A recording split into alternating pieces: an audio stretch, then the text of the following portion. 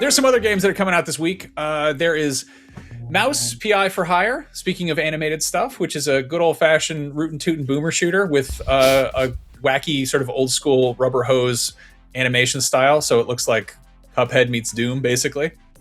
And there's also Pragmata, which is Capcom's weird new hack and shoot thing. Which of these should we talk about first? Let's do Mouse PI. Okay. Let's keep on the animated, and then we'll jump to to what I think is. Jade, are you playing Mouse PI at all? I am. I'm early into Mouse PI. I'm maybe an hour or two in. I'm on, I think, the second or third mission. It is fun, and I say it like that because I don't know what I was expecting out of Mouse PI. I've watched the trailers leading up to it. I dug the aesthetic. I like noir films and such. I just don't know if it's hitting all the marks that I was hoping it would hit. And I say that because I don't know exactly what level I wanted it to hit. I just know that it's not where I wanted or expected. Not to say it's bad. I'm having a great time with it. Like I said, the game is fun. I am enjoying blowing off just limbs with a shotgun and popping mice's heads with pistols and punching them and kicking them. It's great. I'm having a grand old time picking up barrels, throwing those explosives. There's tons of stuff you can do in this game. I'm still early on. I'm sure there's more things that more people who have played longer. So it is mechanically, first and foremost, it is a boomer shooter. It's very much like old school first person shooter. You run around, there's little secrets, Easter eggs hidden there. You shoot stuff in the head. That's it. That's the game. You shoot things. It's also got a hub world where you walk around and talk to some NPCs. There's a little mini game where you play like this baseball card game. With cards, yeah. And I appreciate that it has all that stuff. The thing it also has is it's really pushing a story. Like it's really trying to do this noir thing. And there's a bit where you sort of collect clues and you put them up on a board, but it doesn't really involve much in the way of adventure game puzzle solving. And I think it's at its best when it's just being a stupid slapstick shooter. Yeah. And I don't know. So our reviewer, IGN's reviewer, Will Borger, gave it a 6 out of 10. And he's like a big fan of like old school, legit noir. And his whole issue with it is that it's not authentically noir in the sense that there's ludonarrative dissonance because here's this cartoon mouse who runs into a police station and shoots there. He's just a mass murderer. He's just a guy who kills a bunch of people, which, yes, I can understand how that might not work in legit, like serious, straight-faced noir. It's also a slapstick cartoon. Like I would say the most sort of disingenuous thing about this is that when you kill enemies, they stay dead because cartoon characters infamously come back to life. Like that's their whole shtick. You shoot Daffy Duck, his beak spins around, he walks away and comes back normal. But in this case, it's you shoot a bunch of stuff. Whatever, that's fine.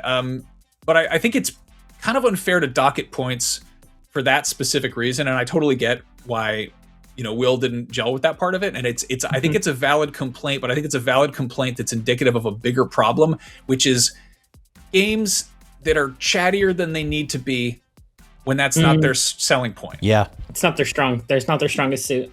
This is most games, by the way. Like I think most games should shut up. Yeah, just get out of your way a little more. This is not to say I don't value a great video game story. I just think that a lot of that is oftentimes getting in the way of like the strongest points. Like Jada, everything you just described is all mechanically sound, right? Like that's sounds like all great gameplay stuff. I'm not necessarily interested. I understand PI is a private investigator, and all of that has a lot of narrative and story behind it because it's rooted in pulpy detective stuff. But I also it's a boomer shooter. Let me shoot the guy in the head. Yep. Yeah, it's again. I really dig it. The first thing it gave me when I was playing it, and I didn't realize this would be the case, it kind of feels like a Bioshock game I didn't know I wanted. Like it's. You've got these kind of stylized weapons. You don't have like superpowers, at least not yet, but it's, relatively detailed environments. There's a little bit of, environmental storytelling. It's very much a period piece, but it's one that's very, this isn't what the 1930s actually looked like. I know there's a misconception there, but this is definitely a creative interpretation of that. But your grandparents didn't tell you stories of the mice running around with Tommy guns? God. There was a gas leak. But yeah, no, the complaint about it being too talky is like, if this was an adventure game, that would be fine. That would be okay. Sure. It was about solving mysteries. Totally, fine clicking through dialogue boxes for that. But when the arguable main appeal is just is shooting cartoon guns at cartoon characters, it's a little weird that it has so much dialogue and so much talk in there. And again, that's also at odds with the medium that it's channeling, which when's the last time you watched Steamboat Willie? Either of you? Every morning. First thing. Roll out of bed. Probably been about 10 years, but I did watch it. I watched it not forever ago, Steamboat but I remember watching it. Is unhinged. Steamboat Willie is like, Mickey Mouse should be flat out canceled for that. He's like, it's like 8 minutes of just nonstop animal cruelty. Like, he's just playing animals like musical instruments. He's doing all sorts of messed up stuff to them. And that's before he even starts like fighting with Gluto or what's his face. Like, it's just, it's not big on story. It's big on like weird slapstick violence. And did you want it to be more serious? I thought it could benefit from, 30 to 40 minutes of just like, character driven dialogue. Then you need to watch Steamboat William. That's a lot more prestigious. Steamed Boater William. No, but I don't know. Or you watch the horror movie they made based off of it. God, I don't want to see that. No, I do really appreciate that this probably could have done the whole, royalty free approach and been like, oh, it's a Steamboat Willie something, but it's doing its own thing. Yeah. I do applaud it for that. Yes. And I overall, I like it. So wait, Max, you mentioned Bioshock. Like, I want to talk on that real quick, like, because I replayed those games last year.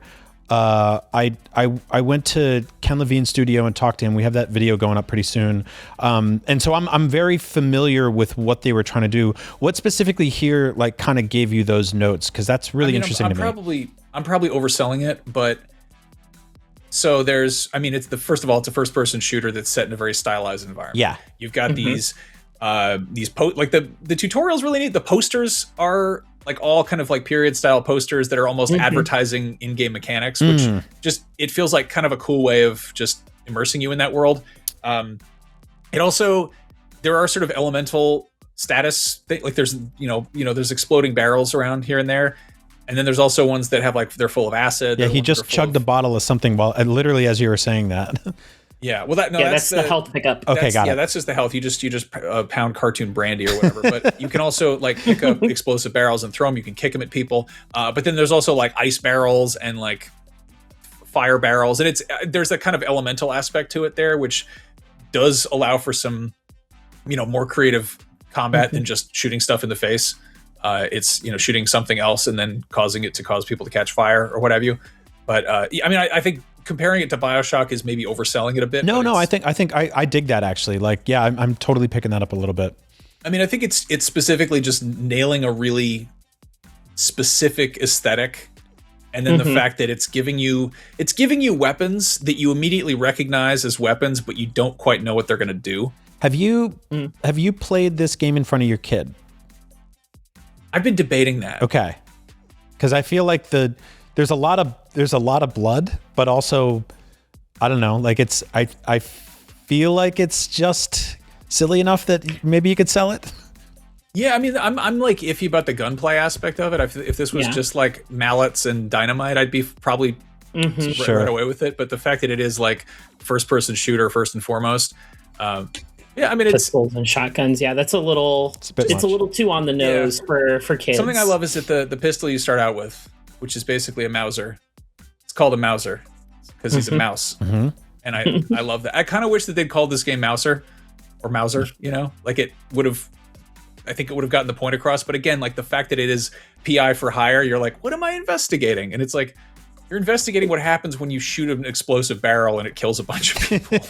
That's neat. So I'm still early on. I've only just started to put clues on the board, and I was a little disappointed. I was hoping it was going to have a little bit more of the Alan Wake 2, put your clues on, arrange them on these different cases to kind of find this lead and then figure out where you have to go.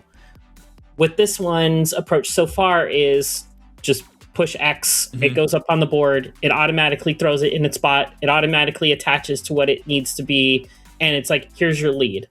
Like, the game took out the problem-solving puzzles that it could have had that could have made it more interesting on the detective end.